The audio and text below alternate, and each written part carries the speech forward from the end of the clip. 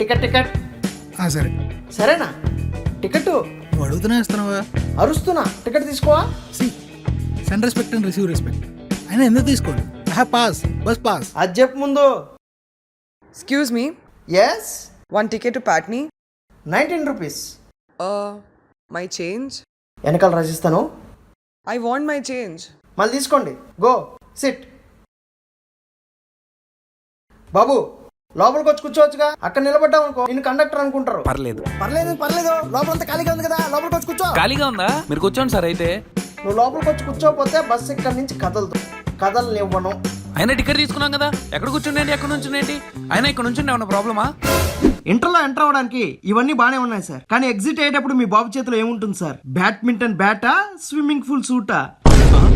Sir ఒక విషయం sir, ఒక మనిషి 2 ఏళ్లలో ఒక పని మీద శ్రద్ధ పెడితేనే ఒకలా ఉంటుంది, అదే 100 పనుల మీద పెడితే చివరికి ఏమీ కాకుండా పోతాడు సార్.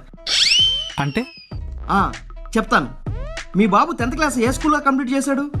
బల్సిన్ international school. బల్సిన్ బాగా డబ్బున్న స్కూలే. క్లాస్ రూమ్ లో ఏసీలు, ఈ లెర్నింగ్ క్లాసులు. అవునండి. మరి మీ బాబుకి 10th క్లాస్ లో ఎంత పర్సెంటేజ్ వచ్చింది సార్? 7.6.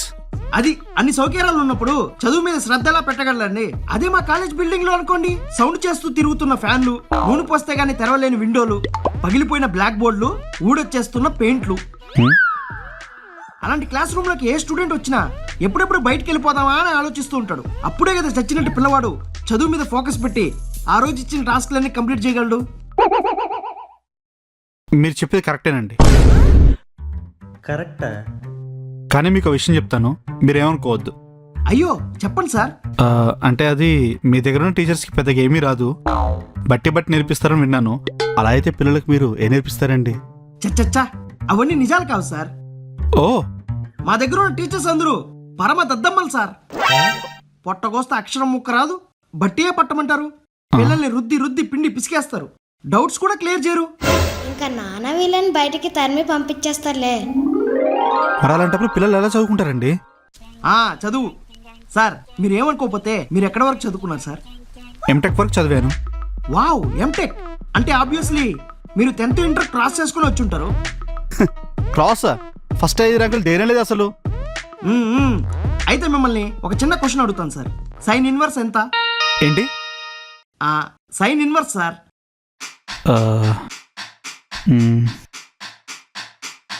పోనీలేండి, ఇంకో క్వశ్చన్.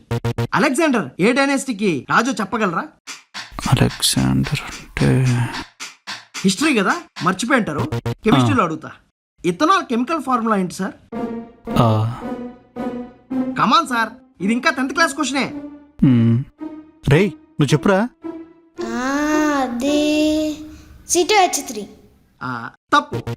పర్లేదులే, ఎంతైనా మీ కొడుకే కదా సార్. నేను అర్థం చేసుకోగలను. ఏమో సార్, గుర్తులేదు. గుర్తులేదు అయినా మీరు సంపాదించట్లేదా? ఫ్యామిలీని పోషించట్లేదా? సార్ 10th లో చదువుకునేది 10th వరకే, ఇంటర్లో చదువుకునేది ఇంటర్ వరకే. చదువుకున్నావా, సర్టిఫికేట్ సంపాదించావా, మర్చిపోయావా, అంతే సార్. కానీ అంత బలవంతంగా పిల్లలు ఎందుకు చదువుకోవడం? ఇష్టంగా చేస్తే బాగా ఎక్కుతుంది కదా. ఏంటి సార్ ఎక్కేది? ఆ మాటకు వస్తే పిల్లలకి అసలు స్కూల్కి వెళ్ళడమే ఇష్టం లేదు. అలా అని చెప్పి ఇంట్లోనే ఉంచేస్తామా? 4 తగిలిచ్చి పంపించట్లేదా? ఇదే అంతే సార్. మీకు రోజు పొద్దున్న లేచి ఆఫీస్కి వెళ్ళడం ఇష్టమా? కానీ వెళ్ళట్లా. మేడం గారు పొద్దున్నే లేచి మీ అందరికి వండి పెట్టి ఇల్లు చూసుకోవడం ఇష్టమా? చేయట్లా. ఇక్కడ ఎవరికి ఇష్టాలు ఉండవు సార్, కష్టాలే ఉంటాయి. ఇప్పుడు కష్టపడుకుంటూ పోతే ఆ తర్వాత ఇష్టం వచ్చింది చేసుకోవచ్చు. ఇప్పుడు ఇష్టం వచ్చింది చేసుకుంటూ పోతే ఆ తర్వాత అన్ని కష్టాలే ఉంటాయి సార్. మాట్లాడుతున్నాడు. నేను మాట్లాడేవన్నీ ప్రాక్టికల్ గా ఉంటాయి సార్. ప్రాక్టికలా? కానీ మా పిల్లలు అలా కష్టపడడం మాకెలా చూడబోద్దు అవుతుంది చెప్పండి? చూడకండి, హాస్టల్లో వేసేయండి సార్. మమ్మీ హాస్టలా? రేయ్ నువ్వేం కంగారు పడకు, నిన్నేం హాస్టల్ పంపాను. చూసారా, బయటికి వెళ్ళమంటే మమ్మీ అంటున్నాడు. అడగకుండానే అన్నం పెట్టే అమ్మ, గారాబం చేసే నాన్నుంటే లైఫ్ ఏంటో ఎలా తెలుస్తుంది సార్? మీ పిల్లల్ని 4 గోడల మధ్య ఉంచేసేసరికి రేపు పొద్దున జాబ్ కూడా వర్క్ ఫ్రమ్ హోమే చేస్తారు సార్.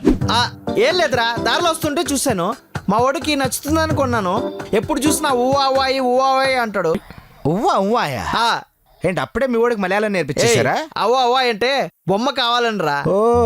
ఓ దాంట్లో అంత మీనింగ్ ఉందా? ఇది మాకు తెలియదులే.